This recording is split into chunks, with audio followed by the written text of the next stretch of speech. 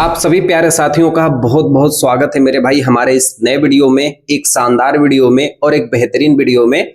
मेरे भाई हम लोग पढ़ रहे हैं कक्षा 10वीं के संस्कृत खंड को मेरे भाई हम लोग पढ़ रहे हैं, जिसमें हम बहुत सारे प्यारे प्यारे चैप्टर्स को पढ़ के आगे चल रहे हैं। ठीक है, 1 बाय 1 मेरे भाई एक एक चैप्टर्स को हम एक एक दिन में पढ़ते हुए चल रहे हैं, जिसमें हमने मेरे भाई वाराणसी चैप्टर को खत्म कर दिए और अन्योक्ति विलासा चैप्टर को खत्म कर दिए और विरह विरेड पूज्यते चैप्टर को हमने खत्म कर दिए। ठीक है, आज मेरे भाई एक हम नया चैप्टर की शुरुआत करने वाले हैं, एक नई क्लास की शुरुआत करने वाले हैं और हमारे चैप्टर का नाम है मेरे भाई प्रबुद्धो ग्रामीण। ठीक है, ये पूरी तरीके से मेरे भाई एक गांव वाले और नगर वालों के बीच में घटना आधारित है कि कुछ गांव के लोग होते हैं, कुछ नगर के लोग होते हैं और एक ट्रेन में जाकर बैठ जाते हैं। नगर वाले गांव वाले लोगों का मजाक उड़ाते हैं और मजाक में मेरे भाई ये बात बहुत ज्यादा बढ़ जाती है और दोनों लोग के बीच में मेरे भाई एक शर्त होती है, एक प्रश्न पूछे जाते हैं जिसमें नगर वालों की बेइज्जती हो जाती है और इसी आधारित पे हमारा ये वाला चैप्टर पूरी तरीके से बताया गया है।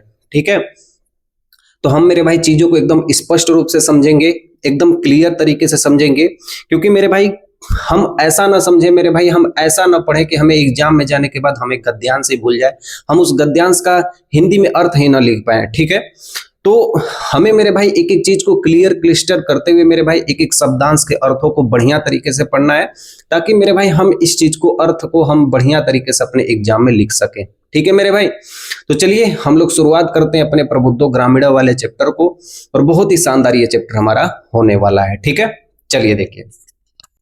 तो सबसे पहले इस चित्र को एकदम ध्यान से देखिएगा, ये पूरी कहानी इस चित्र पे आधारित है। ठीक है, आप यूं कहिए मेरे भाई कि इधर कुछ आपको गांव वाले बैठे हुए दिखाई दे रहे हैं और इधर कुछ एक शहरी व्यक्ति बैठा हुआ दिखाई दे रहा है। ठीक है, जो नागरिक है। तो शहरी व्यक्ति गांव वालों को देखकर हंस रहा है, आपको चित्र में दिख रहा है। तो गांव वालों को बुरा लग जाता है, उसमें से एक चतुर गांव वाला इस शहरी व्यक्ति से कुछ प्रश्न पूछता है जो शहरी व्यक्ति को नहीं आता है।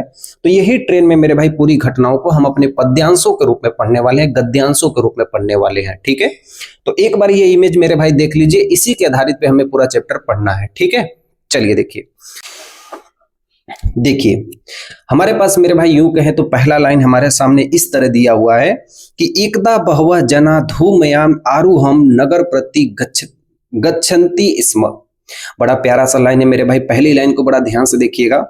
इसका कहने का मतलब यह है कि एकदा का मतलब एक समय की बात है, बहवः जना मतलब बहुत से लोग थे, धूमयानम मतलब रेलगाड़ी में, धूमयान को मेरे भाई क्या कहते हैं हम लोग, रेलगाड़ी कहते हैं। ठीक है, आरूहम मतलब चढ़कर, नगरम प्रति का मतलब नगर की ओर, गच्छन्ति स्म का मतलब जा रहे थे। एक बार की बात है, कोई एक रेलगाड़ी थी, उसमें कुछ गांव वाले भी थे, कुछ नगर वाले भी लोग थे, कुछ गांव वाले भी लोग थे, कुछ शहरी लोग थे। उस रेलगाड़ी में चढ़कर नगर की ओर जा रहे थे। ठीक है, चलिए देखिए। तेसु का मतलब उनमें से, कीचिद ग्रामीणा का मतलब कुछ ग्रामीण भी थे, कीचिद च नागरिका कुछ नागरिक भी थे, आसन का मतलब थे। उस रेलगाड़ी में कुछ गांव वाले भी लोग थे, कुछ नगर के भी लोग थे। ठीक है, एक बार एक रेलगाड़ी थी जिसमें बहुत सारे लोग बैठकर नगर की ओर जा रहे थे, जिसमें उस रेलगाड़ी में कुछ गांव वाले भी लोग बैठे हुए थे, कुछ शहर के भी लोग उस रेलगाड़ी में बैठे हुए थे। ठीक है, कभी आप ट्रेन में मेरे भाई जब आप सफर करोगे ना, तो उसमें आपको सब कुछ देखने को मिलेंगे। ठीक है, उसमें आपको कुछ शहरी लोग भी देखने को मिलेंगे, कुछ गांव वाले भी लोग आपको देखने को मिलेंगे। यस या नो? तो उसी तरीके से ये कहानी पूरी आप समझ के चलिएगा। ठीक है, चलिए देखिए आगे की लाइन में कहा गया है कि मौनम स्थितेषु एक नागरिक ग्रामीणम उपहसम अकथयत। मौनम स्थितेषु, तेषु का मतलब जब सभी लोग चुपचाप थे। भाई रेलगाड़ी चलेगी तो सब लोग चुपचाप ही रहेंगे। ठीक है, एक नागरिक, लेकिन उस रेलगाड़ी के डिब्बे में से एक नागरिक था। ठीक है, उस रेलगाड़ी के डिब्बे में एक नागरिक था, मतलब नगर में रहने वाला एक शहरी था। ग्रामीणान उपहसन मतलब गांव वालों को देखकर वो हंसने लगा कि उसी रेलगाड़ी में एक ऐसा शहरी व्यक्ति बैठा हुआ था जो गांव वालों को देखकर हंसने लगा। हंसने लगा का मतलब उपहास उड़ाने लगा। ठीक है, अकथहत मतलब कहने लगा कि ग्रामीणा मतलब जो गांव के लोग होते हैं, अद्यापि मतलब आज भी, पूर्वतः मतलब पहले की तरह, अशिक्षिता मतलब अशिक्षित होते हैं, अज्ञा च संति मतलब और अज्ञानी होते हैं। कि वह नगरी व्यक्ति, जो शहरी व्यक्ति जो गांव वालों को देखकर हंस रहा था, वो कहता है कि जो गांव वाले लोग हैं ना, ये आज भी अज्ञानी है और अशिक्षित है।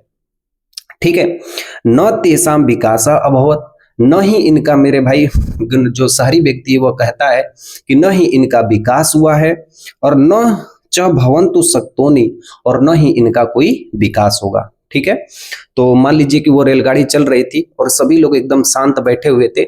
उसमें से एक ऐसा व्यक्ति था, ऐसा शहरी व्यक्ति था जो गांव वालों को देखकर हंसने लगा, उनका उपहास उड़ाने लगा, और उपहास उड़ाने के साथ साथ वो कहने लगा कि ये गांव वाले हैं, ये अशिक्षित हैं, वो गांव वाले लोग हैं। कह रहा है कि पहले भी अशिक्षित थे और आज भी अशिक्षित है, और न ही इनका विकास पहले हुआ था, न ही अब इनका विकास आज हुआ है। ठीक है, यहां तक क्लियर हो गया। आगे की लाइन में मेरे भाई देखिए, तस्य तादृशम जल्पनम श्रुत्वा। तस्य का मतलब उसकी, तादृशम का मतलब ऐसी, जल्पन्नम श्रुत्वा का मतलब उसकी बातों को सुनकर। जैसे ही शहरी व्यक्ति मेरे भाई अपनी बातों को कहता है, तब तक कश्चित चतुर ग्रामीण, कश्चित का मतलब कोई एक, संस्कृत में मेरे भाई कश्चित को मेरे भाई हम कहते हैं कोई एक। ठीक है, चतुर का मतलब एक चतुर, ग्रामीण का मतलब एक ग्रामीण था। तो उसी ट्रेन में मेरे भाई एक चतुर ग्रामीण भी बैठा हुआ था जो इस शहरी व्यक्ति की पूरी बातों को सुन रहा था। ठीक है, अब्रवीत मतलब बोला, वह गांव वाला व्यक्ति बोला कि भद्र नागरिक, भद्र का मतलब होता है हे सज्जन। तो भाई ट्रेन चल रही थी और ट्रेन चलने के साथ साथ भाई शहरी वाला व्यक्ति तो गांव वाले को देखकर मजाक उड़ा दिया, लेकिन उन्हीं गांव वालों में से एक ऐसा चतुर नागरिक था, एक ऐसा चतुर मेरे भाई गांव का व्यक्ति था। वह शहरी व्यक्ति से पूछता है और कहता है कि भद्र नागरिक, हे सज्जन नागरिक। गांव वाला व्यक्ति शहरी व्यक्ति से कहता है कि हे सज्जन नागरिक, हे सज्जन शहरी, भवान एव किश्चित ब्रवीतु यत ही। भवान एव का मतलब आप ही, किश्चित ब्रवीतु मतलब कुछ कहिए। गांव वाला व्यक्ति शहरी व्यक्ति से कहता है कि आप ही कुछ कहिए। यत ही का मतलब होता है क्योंकि, भवान आप, शिक्षित का मतलब शिक्षित भी हैं, बहुज्ञ मतलब बहुत ज्ञानी भी हैं, च अस्ति का मतलब है। तो गांव वाला व्यक्ति शहरी व्यक्ति से कहता है कि हे शहरी व्यक्ति, हे सज्जन मेरे शहरी व्यक्ति, आप बहुत ज्यादा ज्ञानी लगते हैं, तो आप ही कुछ कहिए, आप ही कुछ बताइए, जो आप ज्ञानी लगते हैं तो आप ही कुछ बताइए। चलिए देखिए, यहां तक आपको समझ में आया।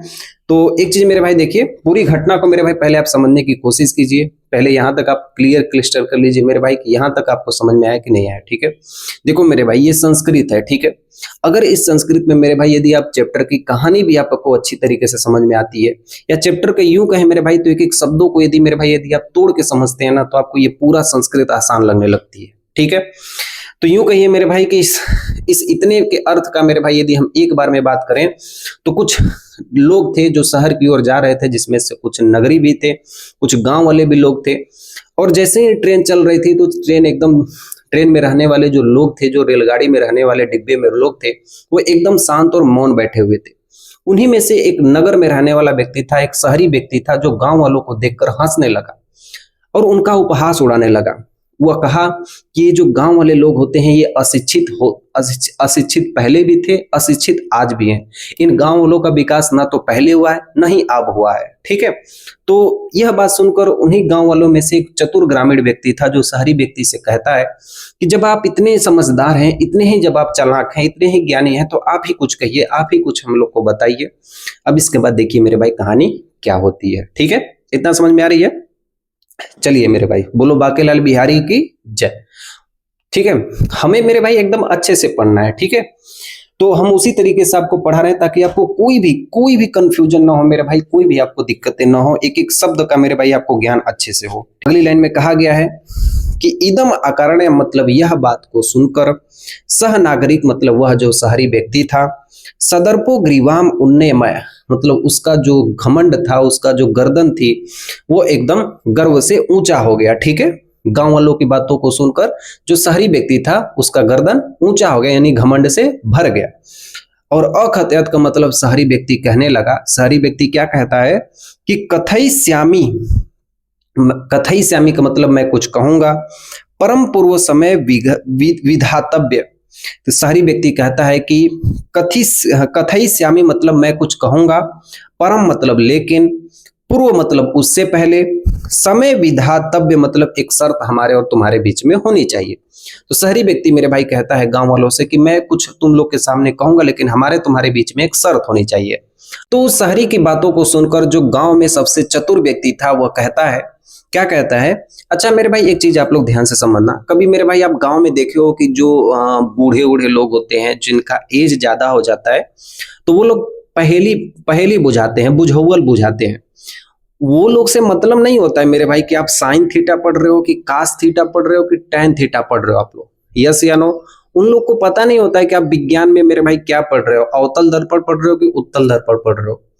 उन लोग को ऐसा सवाल पूछेंगे ना, जो हम लोग के गांव के जो बुजुर्ग लोग होते हैं ना, ऐसा सवाल आपसे पूछेंगे ना, ऐसा पहले आपसे पूछेंगे ना, आप जानते हो उस समय क्या करोगे मेरे भाई, ऐसे करोगे, ऐसे करोगे, ठीक है, क्योंकि उनका जवाब ही ऐसा होता है, उनका सवाल ही ऐसा होता है। तो आप यूं मानिए मेरे भाई कि ये गांव वाले लोग थे और ये शहरी व्यक्ति था। सेम सिचुएशन मेरे भाई इसी चैप्टर में ऐसे ही होती है, ठीक है। गांव वाले व्यक्ति शहरी वाले व्यक्ति को एकदम फंसा देते हैं अपने दिमाग में, इसलिए कहते हैं गांव वालों से पंगा नहीं लेने का, ठीक है। चलो मेरे भाई, क्योंकि मैं भी एक गांव से ही हूं, ठीक है। तो देखो क्या होता है कि गांव का जो चतुर व्यक्ति था कहता है भो मतलब अरे भाई, वयम अशिक्षिता, हम लोग तो अशिक्षित हैं, अब भवान च शिक्षित मतलब, और जो आप हो वो तो शिक्षित हो, हम लोग अशिक्षित हैं, आप क्या हैं, शिक्षित हैं। वयम मतलब हम लोग, अल्पज्ञा मतलब कम जानते हैं, अब भवान का मतलब आप, च बहुज्ञ का मतलब बहुत ज्यादा जानते हो। भाई साहब हम लोग तो अशिक्षित हैं, आप शिक्षित हैं, हम लोग बहुत कम जानते हैं, आप बहुत ज्यादा जानते हैं। तो ऐसा है कि इतने विज्ञा, ये सब कुछ हम लोग जानकर अस्माभिक मतलब हमें समय कर्तव्य, समय का मतलब शर्त लगानी चाहिए, कर्तव्य का मतलब हमें एक शर्त लगानी चाहिए। समय, इसका पूरा अर्थ होगा मेरे भाई कि अस्माभि समय कर्तव्य का मतलब हमें एक शर्त लगानी चाहिए कि वयम का मतलब हम लोग, परस्पर का मतलब एक दूसरे से, प्रहेलिका प्रच्छाम का मतलब पहेली पूछेंगे। अब बात आ गई कि वही बात कि नहीं मेरे भाई, पहेली पूछा जाएगा।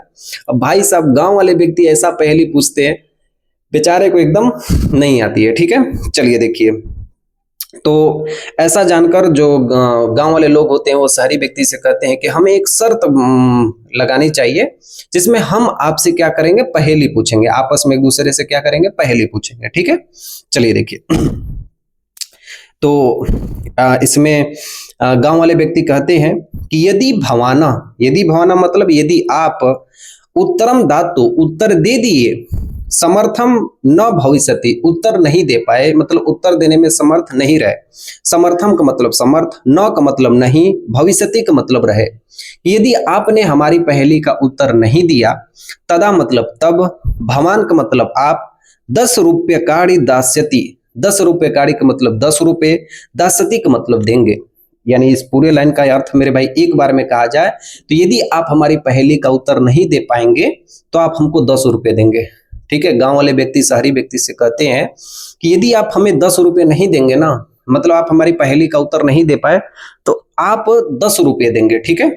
चलिए देखिए, और इसके बाद गांव वाले एक और शर्त रखते हैं कि यदि वयम का मतलब हम लोग, उत्तरम मतलब उत्तर, धातु का मतलब दे, समर्थनम न भविष्यम, यदि हम लोग अपने उत्तर नहीं दे पाए पहेली का, तदा मतलब तब, 10 रुपये काड़ा मतलब 10 रुपये का अर्ध का मतलब होता है आधा, पंच रूप काड़ी मतलब 5 रुपये, दास्याम का मतलब देंगे। तो गांव वाले कहे कि भैया तुम तो अमीर हो, हम तो भाई गरीब हैं, तो भाई साहब हम ऐसा एक पहेली करते हैं कि यदि हम आपसे एक पहेली पूछेंगे, आप हमारी इस पहेली का यदि उत्तर नहीं दे पाएंगे तो आप 10 रुपये देंगे, और यदि आप हम लोग से पूछेंगे, जो शहरी व्यक्ति गांव वाले ही लोग कहे कि भैया यदि आप हमसे पहेली पूछेंगे हम लोग नहीं बता पाए तो हम लोग 10 रुपये का आधा 5 रुपये आपको देंगे, ठीक है।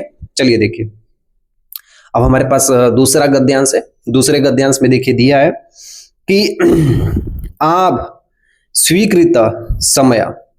अब भाई साहब यहाँ पे क्या होता है कि जो शहरी व्यक्ति होता है ना वो हुकारी भर देता है। हुकारी का मतलब कहता है हाँ हाँ हाँ, हम भाई हम हैं, जिसके अंदर हम हो गया भाई वो तो गया इस दुनिया से। तो शहरी व्यक्ति के पास घमंड था, तो भाई उसने कह दिया कि भाई मैं तो शहरी हूँ, मैं तो ज्ञानी हूँ, तुम कौन सी पहेली पूछोगे जो मुझे नहीं आएगी। और वो जानता नहीं था मेरे भाई की पहेली क्या होती है, ठीक है। आप यूं कहिए मेरे भाई कि यदि आपके घर में कोई चाचा चाची बुआ मामा मामी के जो लड़के होते हैं, जो यदि मान लो यदि शहर में कोई है ना, आप उससे अगर कोई भी पहेली पूछ दोगे ना, एक छोटी सी पहेली पूछ दोगे ना, वो नहीं बता पाएगा। ठीक है, समझ रहे हो मेरी बात को? वो नहीं बता पाएगा, पहेली कभी जानता ही नहीं है कि पहेली क्या होती है। ठीक है, तो वही घटना इसके संग हो जाती है। देखिए, तो शहरी व्यक्ति कहता है कि आम मतलब हाँ, स्वीकृता का मतलब मुझे स्वीकार है, समय का मतलब तुम्हारी शर्त। तो शहरी शहरी व्यक्ति कहता है कि मुझे तुम्हारी शर्त मंजूर है। ठीक है, तो इति मतलब ऐसा, कथिते मतलब कहे जाने पर, तस्मीन नागरिक के मतलब उस नागरिक के द्वारा, सह ग्रामीण नागरिक अवदत, ग्रामीण ने शहरी से कहा। तो जो शहरी व्यक्ति था वो कहता है कि हाँ मुझे स्वीकार है, तुम्हारी पहेली मुझे स्वीकार है। तो यह बात सुनकर ग्रामीण व्यक्ति नगरी व्यक्ति से कहता है, यानी शहरी व्यक्ति से कहता है। तो गांव वाला व्यक्ति शहरी व्यक्ति से क्या कहता है? प्रथम का मतलब पहले, भावान का मतलब आप, पृच्छतु मतलब पूछिए। तो गांव वाले की होशियारी देखिए, गांव वाला शहरी व्यक्ति से कहता है कि गांव वाला शहरी व्यक्ति से कहता है कि पहले आप पूछिए, पहले आप पहले पूछिए। तो देखो, आप यदि मैथ पढ़ते हो ना, तो मेरे भाई दोनों में गांव वाले को ही फायदा था। बात समझ रहे हो कि नहीं? क्योंकि गांव वाले को पता था कि मेरी पहेली का उत्तर ये नहीं दे पाएगा। समझ में आ रही है मेरी बात को? तो अगर नहीं दे पाया तो मैं 5 रुपए दूंगा, और मैं जो पूछूंगा इसे आएगा नहीं, ये 10 रुपए देगा, फिर भी तो मैं जीतूंगा 5 रुपए, एक नहीं। चलो मेरे भाई, पहले हम इस श्लोक को पढ़ लेते हैं, इस गद्यांश को पढ़ लेते हैं। तो गांव वाला व्यक्ति शहरी व्यक्ति से कहता है कि पहले आप पूछिए। ठीक है, तो नागरिकस्य, ठीक है, देखिए ध्यान से लिखा हुआ है नागरिकस्य, मतलब जो शहरी व्यक्ति था कहता है नागरिकों से, शहरी व्यक्ति था वो तम मतलब वो तम ग्रामीणम अकथयत, गांव वालों से कहता है। शहरी व्यक्ति गांव वालों से कहता है, क्या कहता है? त्वमेव प्रथम पुच्छ, त्वमेव का मतलब तुम ही, प्रथम का मतलब पहले, पुच्छ का मतलब पूछो। हम नहीं पूछेंगे, तुम ही पूछो। पूछा पूछी देखते हो ना मेरे भाई, तो वही चीज हो रहा है कि पहले नगरी व्यक्ति ग्रामीण व्यक्ति से कहता है कि पहले तुम ही लोग पूछो। ठीक है, तो यह बात सुनकर गांव वाले व्यक्ति अब पूछते हैं, भाई चलो भाई, जब नहीं कहोगे तो भाई हम पूछ ही देते हैं तुमसे, देखते हैं कौन सा बड़ा तोप हो भाई। शहरी व्यक्ति हो, हंस रहे हो हम लोग के ऊपर पूरी ट्रेन में, सबके सामने हम लोग को हंस के बेइज्जती करवा रहे हो, तब देख ले भाई तुम्हारे अंदर कितना पावर है, कितने बड़े ज्ञानी हो, हमारी पहेली का उत्तर दो। तो इदम श्रुत्वा का मतलब यह सुनकर, इदम श्रुत्वा का मतलब यह सुनकर, सह ग्रामीण अवदत, सह का मतलब वह, ग्रामीण का मतलब जो ग्रामीण व्यक्ति था, जो चतुर ग्रामीण व्यक्ति था, अवदत का मतलब कहा। क्या कहा? युक्तम, ठीक है, युक्तम का मतलब ठीक है, अहम एव, मैं ही, प्रथम परीक्षा में मतलब पहले पूछ लेता हूं। ठीक है भाई, हम ही पहले पूछ लेते हैं, उसमें क्या है, हम ही पहले पूछ लेते हैं। पहले 10 रुपया तुम दोगे, जब नहीं बता पाओगे तो 10 रुपया तुम दोगे। चलो देखो, तो तीसरे गद्यांश की ओर चलते हैं और ध्यान से देखिए, दिया है। पूछता है मेरे भाई गांव वाला व्यक्ति, अब शहर वाले व्यक्ति से पूछता है, बुझौल जिसे कहते हैं। तो गांव वाला व्यक्ति शहरी व्यक्ति से क्या पूछता है?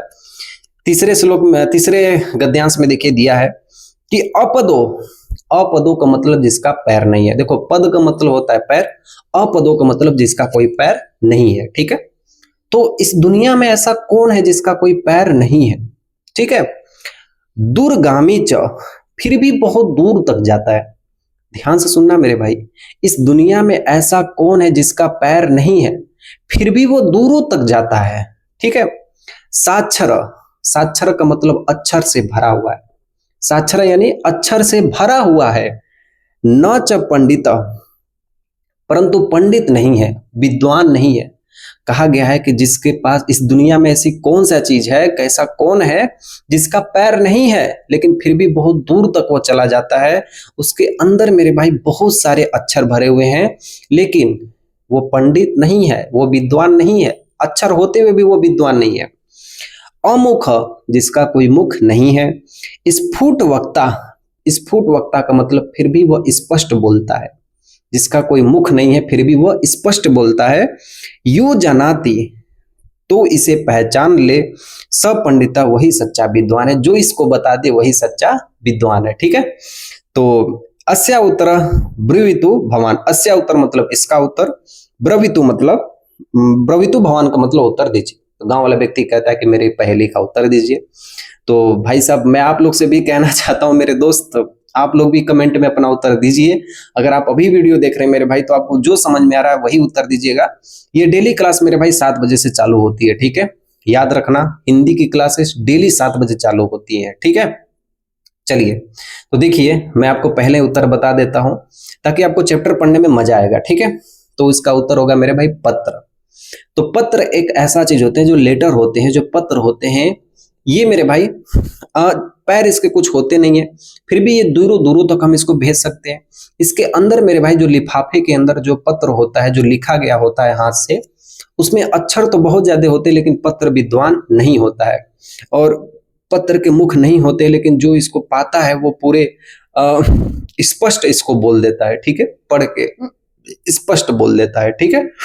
चलिए अब देखिए उस शहरी व्यक्ति के संग क्या होता है। शहरी व्यक्ति तो भाई ये पहेली को तो सुन लिया, अब वो सोचने लगता है कि भाई साहब इसका उत्तर क्या होगा, क्या होगा, क्या होगा। तो देखिए नागरिका मतलब वह जो शहरी व्यक्ति था, बहुकालम यावत, बहुकालम यावत का मतलब बहुत देर से, अचिंत्यत का मतलब सोचता रहा। जो नागरिक था, जो शहरी व्यक्ति था, वो बहुत देर तक इस पहेली को सोचता रहा। परम का मतलब लेकिन, संस्कृत में परम को मेरे भाई हम लोग कहते हैं लेकिन, ठीक है। प्रहेलिकाया उत्तर मतलब इस पहेली का जो उत्तर है, ये जो पहेली का उत्तर है जो पूछा गया था, इसका जो उत्तर है धातु मतलब देने में, समर्थम का मतलब समर्थ, न अभवत का मतलब नहीं था। इस पहेली का उत्तर देने के लिए समर्थ नहीं था, ठीक है। अतः मतलब तब, ग्रामीण अवदत मतलब वह ग्रामीण व्यक्ति कहता है, वह ग्रामीण व्यक्ति से कहता है, जो शहरी व्यक्ति था वो गांव वाले से कहता है, क्या कहता है कि अहम का मतलब मैं, अस्या का मतलब इस, प्रहेलिका का मतलब पहेली का, उत्तर न जानाती मतलब नहीं जानता हूं। लो भाई साहब हो गया बवाल, ठीक है। तो बहुत देरी तक मेरे भाई जो शहरी व्यक्ति था वो जो बहुत देरी तक शहरी व्यक्ति था, जो गांव वालों की मेरे भाई पहेली का सोचता रहा, सोचता रहा, सोचता रहा, और उसे दिमाग में कुछ नहीं आया, और गांव वालों से कहता है कि मैं इस पहेली का उत्तर नहीं दे दूंगा। तो भाई साहब जब नहीं दोगे तो दो 10 रुपया। भाई साहब हमने क्या लगाया था, शर्त लगाया था, आप उत्तर नहीं दोगे तो आप 10 रुपये दोगे, और उस समय मेरे भाई 10 रुपये बहुत बड़ी बात है, तो 10 रुपये दो भाई। 10 रुपये नहीं दे पाए तो होता क्या है देखिए, तब इदम, इदम का मतलब यह, श्रुत्वा का मतलब सुनकर, ग्रामीण मतलब गांव वाला व्यक्ति, अखत्यत का मतलब कहता है यह बात सुनकर कि मैं उत्तर नहीं दे पाऊंगा, मैं उत्तर इसका पहेली का नहीं दे पाऊंगा, यह बात सुनकर ग्रामीण व्यक्ति मतलब जो गांव वाला व्यक्ति है वो कहता है, यदि भवान उत्तर न जानती, यदि भवान का मतलब यदि आप उत्तरम न जानती, उत्तर नहीं जानते हैं, तरही दधातु तब आप 10 रुपये काट ली, 10 रुपये दीजिए। यदि आप उत्तर नहीं जानते हैं तो 10 रुपया दीजिए।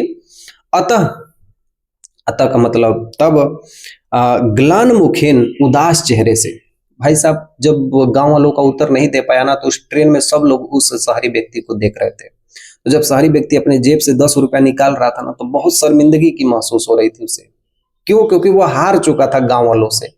तो ग्लान मुखे का मतलब उदास चेहरे से, नागरिक का मतलब वह शहरी व्यक्ति, समयानुसार का मतलब शर्त के अनुसार, 10 रुपये काड़ी का मतलब जो 10 रुपये थे, दंतानी का मतलब दिया, कि वह जो शहरी व्यक्ति था बहुत ही उदास मन से अपने जेब से 10 रुपये निकालता है और उस चतुर ग्रामीण व्यक्ति को 10 रुपये देता है, ठीक है। चलिए देखिए अब बारी क्या आती है, पांचवा गद्यांश, ठीक है। तो इस 5वें गद्यांश में क्या होता है, पुनः, पुनः मतलब फिर, पुनः मतलब मेरे भाई फिर। अब देखिए क्या होता है, ग्रामीण अब्रवीत, ग्रामीण व्यक्ति फिर से कहता है, भाई साहब तुमने हमारे संग मजाक उड़ाया है, तो भाई मेरी बात तो सुनो पहले। तो ग्रामीण व्यक्ति फिर से कहता है, इदानी, इदानी का मतलब अब, इदानी का मतलब मेरे भाई अब, भवान का मतलब आप, पृच्छतु प्रहेलिकाम, अब आप पूछिए प्रश्न। गांव वाला जो चतुर व्यक्ति था वो शहरी व्यक्ति से कहता है कि भैया हमने तो पूछ लिया, आप हार गए, आपने तो 10 रुपये हमको दे दिया, अब आप हमसे पूछिए, ठीक है, आप हमसे पूछिए, अगर हम हार जाएंगे तो हम आपको 5 रुपये दे देंगे, ठीक है। तो देखिए क्या कहता है कि दंड दानेन, दंड देने से, यानी मेरे भाई रुपए को हार जाने से, खिन्न नागरिक मतलब वह जो शहरी व्यक्ति था 10 रुपए हार जाने से पहले से ही उदास था, और बहुकालम विचार या कुछ देर तक सोचने के बाद न किश्चित पहेलिकाम, उसके दिमाग में कोई पहेली नहीं आती है। ठीक है, अस्मरत का मतलब याद ना कर सका। तो पहले से ही वो उदास था, पहले से ही वो हार गया था, पहले से ही वो क्रोधित था, और कई देर तक मेरे भाई शहरी व्यक्ति सोचता रहा कि कोई पहेली दिमाग में आ जाए, कोई पहेली दिमाग में आ जाए जो मैं गांव वालों को पूछूं, और गांव वालों को ना आए और फिर मैं गांव वाले से भी शर्त जीत लूं, तो उसके दिमाग में कोई पहेली ही नहीं आती है। तो मैंने तो आपको स्टार्टिंग में ही कहा था कि जो आपके घर पे कोई शहरी व्यक्ति आ जाए ना, तो कोई एक छोटा सा भी पहेली पूछ के देखिए, कभी नहीं आएगा उससे। ठीक है, हाँ, लेकिन आपको पूछा जाएगा मेरे भाई, जो आप गांव वाले लोग जो हम लोग रहते हैं, तो हम लोग ऐसा नहीं है कि मतलब नहीं बता पाएंगे, लेकिन 100% ऐसा मतलब हो जाता है कि नहीं, इसका उत्तर यही होगा। ठीक है, चलो देखो मेरे भाई, तो कहाँ थे हम लोग? अस्मरत, हाँ। अतः मतलब इसलिए, अधिक लज्जमान मतलब और अधिक लज्जित होकर, अब्रवीत मतलब बोला, स्व कियाया मतलब तुम्हारी अपनी, प्रहेलिकाया मतलब पहेली का, तुम एव मतलब तुम ही, उत्तर ब्रूही मतलब उत्तर बता दो, मतलब तुम अपनी पहेली का तुम खुद ही उत्तर बता दो। ठीक है, तो उसे 2 जगह शर्मिंदगी महसूस हुई। एक जगह महसूस तब हुई जब वो हार गया और अपने जेब से 10 रुपए निकाला। दूसरी उसे शर्मिंदगी तब महसूस हुई जब इतना ज्ञानी होते हुए भी उसके दिमाग में एक भी पहेली नहीं आई। तो वो 2 जगह शर्मिंदा हुआ। ठीक है, और पूरे मेरे भाई ट्रेन के लोग उसको देख रहे थे, पूरे ट्रेन के लोग उसको देख रहे थे। ठीक है, तो कहता है कि भाई आप अब उत्तर बताइए इसका। देखिए, तो क्या होता है कि तदा मतलब तब, सह ग्रामीण मतलब वह जो ग्रामीण चतुर ग्रामीण व्यक्ति था, विहस्य का मतलब अब हंस कर, स्वप्रहेली का मतलब अपने पहेली का, सम्यक उत्तरम अवदत मतलब उत्तर बता दिया। अब देखिए इसी तरह मेरे भाई जिंदगी में हर एक चीज पलटती है। उसी तरीके से वो गांव वाला व्यक्ति अब शहरी व्यक्ति पे हंसा, गांव वाला व्यक्ति अब शहरी व्यक्ति पे हंसा। भाई सब पूरे ट्रेन में जब आप मुझ पे हंस रहे हो, तो भाई जब मेरी बारी आएगी तो मैं क्यों नहीं हंसूंगा। ठीक है, अब गांव वाला व्यक्ति हंसा शहरी व्यक्ति पे, और हंसते हुए अपने उत्तर को दिया। क्या दिया? उसने कहा पत्रम, इसका उत्तर होगा, उस पहेली का उत्तर होगा पत्र। पत्र का मतलब चिट्ठी।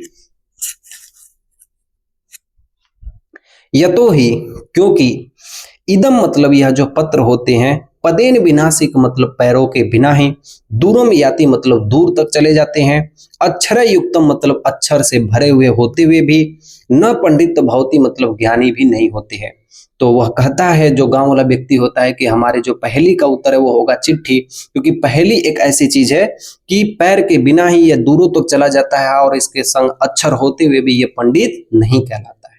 ठीक है, चलिए देखिए, एतस्मीना एव काले, इसका पूरा अर्थ होगा मेरे भाई इसी समय। तस्य ग्रामीण का मतलब इसी समय उस ग्रामीण, ग्राम आगत का मतलब गांव आ गया।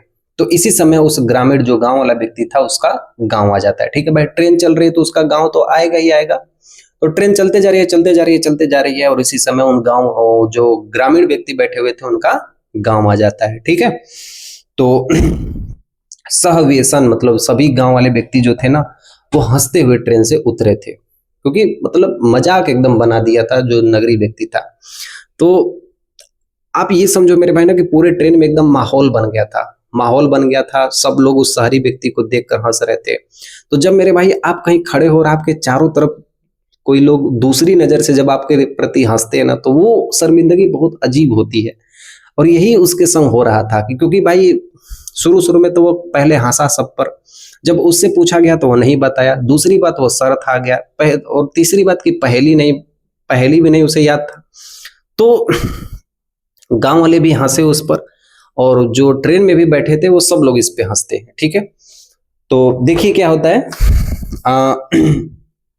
सहव्यसन मतलब जो जितने भी गांव वाले व्यक्ति थे भाई, सबका गांव आ गया। तो वो अब गांव आ गया तो अपने गांव में जाकर उतर जाएंगे। तो वही कहा गया है कि तस्य ग्रामीण ग्राम आ गया, तो सभी गांव वालों का गांव आ गया। और सहव्यसन मतलब सब हंसते हुए, रेल यानात अवतार्य रेलगाड़ी से उतरकर स्वग्राम मतलब अपने गांव, प्रति अचलत मतलब अपने गांव की ओर चल पड़े। तो रेलगाड़ी से उतरकर सभी गांव वाले इसको देखते हुए हंसते हुए अपने घर की ओर चल पड़े। ठीक है। नागरिक का मतलब वह जो शहरी व्यक्ति था, लज्जित का मतलब लज्जित होकर, पूर्ववत का मतलब पहले की तरह, तुषडीम अतिष्ठत चुपचाप बैठ गया। तो वह जो शहरी व्यक्ति था भाई, उसे शहर जाना था, तो जो शहरी व्यक्ति था वह लज्जित होकर वह अपने ट्रेन में जहां पर बैठा हुआ था वहीं पर बैठ जाता है। ठीक है। फिर क्या होता है कि सर्वे यात्रीड़ा, तो उस ट्रेन की बोगी में जितने भी यात्री बैठे हुए थे, वाचालम त नागरिकम दृष्टवा, वाचालम त मतलब उस नागरिक को देखकर, वाचालम त मतलब उस अधिक बोलने वाले नागरिक को, दृष्टवा का मतलब देखकर, असहन का मतलब हंसने लगे। तो उस ट्रेन की बोगी में जितने भी लोग थे बैठे हुए थे, सभी व्यक्ति उस नागरिक को देखकर, वो जो तेज बन रहा था, जिसके अंदर घमंड था, जो गांव वालों को बोल रहा था कि जो गांव वालों का ना पहले विकास हुआ है ना अब विकास हुआ है, गांव वाले पहले भी अशिक्षित हैं आज भी अशिक्षित है, वह नगरीय व्यक्ति को सभी लोग देखकर हंसने लगे। ठीक है। तदा सह नागरिक, तब वह नागरिक यानी शहरी व्यक्ति अनुभवत अनुभव करने लगा कि यत ज्ञान सर्वत्र संभवती, यत्र ज्ञान मतलब यह जो ज्ञान है ना, सर्वत्र का मतलब सभी जगह, संभवती का मतलब फैला हुआ है। ठीक है। तो यह जो ज्ञान है ना, संभवतः चाहे शहर हो मेरे भाई चाहे गांव हो, हर जगह फैला हुआ है।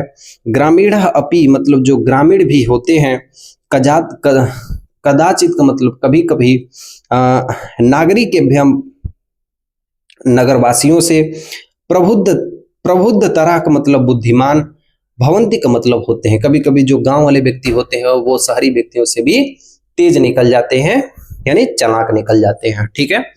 तो आपको यहाँ तक फिर से मैं आपको एक छोटा सा रिवाइज करवा देता हूँ।